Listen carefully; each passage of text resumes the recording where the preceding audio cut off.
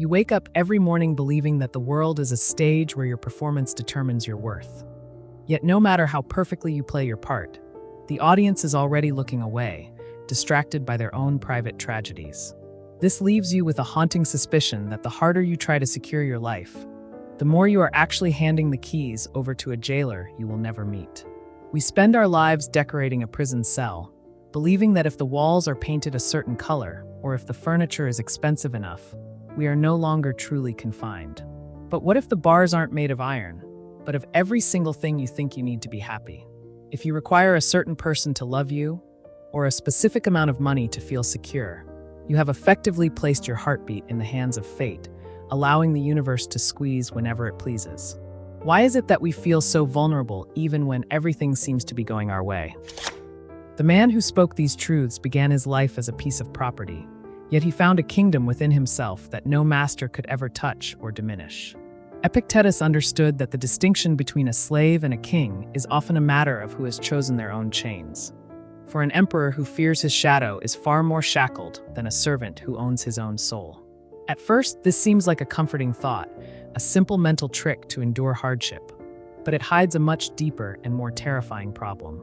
If your freedom is entirely dependent on your inner state, then you have absolutely no one else to blame for your misery, your anger, or your crushing disappointment. We often prefer to be victims of circumstance because it absolves us of the heavy responsibility of our own reactions, allowing us to point at the world and demand that it change for us.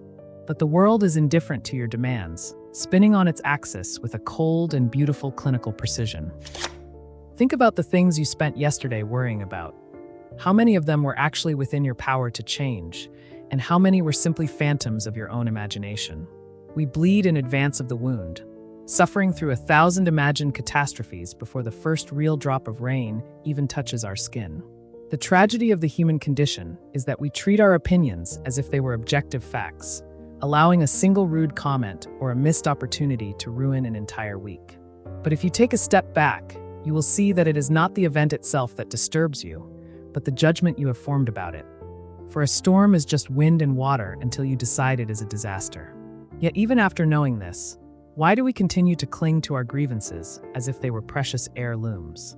We seem to enjoy the weight of our own suffering, perhaps because it makes us feel like we are at the center of a grand cosmic drama. The true fortress is not built of stone and mortar, but of the refined ability to distinguish between what is yours and what belongs to the world. Your body, your wealth, and your reputation are all borrowed items that the universe can reclaim at any moment without giving you a single word of notice. If you treat these things as your own, you will inevitably live a life of constant anxiety, forever looking over your shoulder to see when the debt collector might arrive.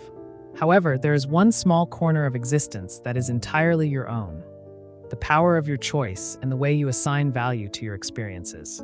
This is the only thing that can never be taken by force, never stolen by a thief, and never corrupted by a tyrant unless you choose to surrender it. But are you truly ready to let go of everything else? Or is this internal fortress just another place where you hide from the reality of your own insignificance? We often mistake comfort for freedom, assuming that a life without friction is the ultimate goal of our short and flickering existence. Yet the more control you seek over your environment, the less control you actually have over yourself. For your peace of mind becomes a hostage to the functioning of your air conditioner or the promptness of your morning coffee. To be truly free is to be prepared for the worst while remaining completely unshakable in your commitment to virtue and reason. This is not a philosophy of passivity or coldness, but a radical form of engagement that allows you to act without the paralyzing fear of failure or the hollow vanity of success. If you are no longer afraid of what the world can do to you, you are finally free to do what is right, simply because it is the right thing to do. But this level of detachment requires a brutal honesty that most of us are too frightened to ever truly face in the mirror. When the night arrives, we return to the same stage we stepped onto this morning, still performing for an audience that will never truly understand the depth of our inner life. We realize that the jailer we feared was never a person or a set of circumstances, but our own desperate need for the world to be different than it actually is. The keys have always been in our pocket, but we were so busy decorating the walls of our cell that we forgot to ever look down and see that the door was never locked.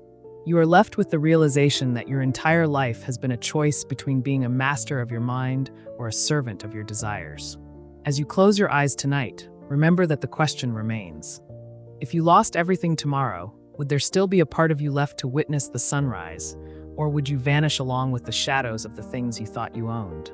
The silence of the universe offers no answer, leaving you alone with the only thing that was ever truly yours.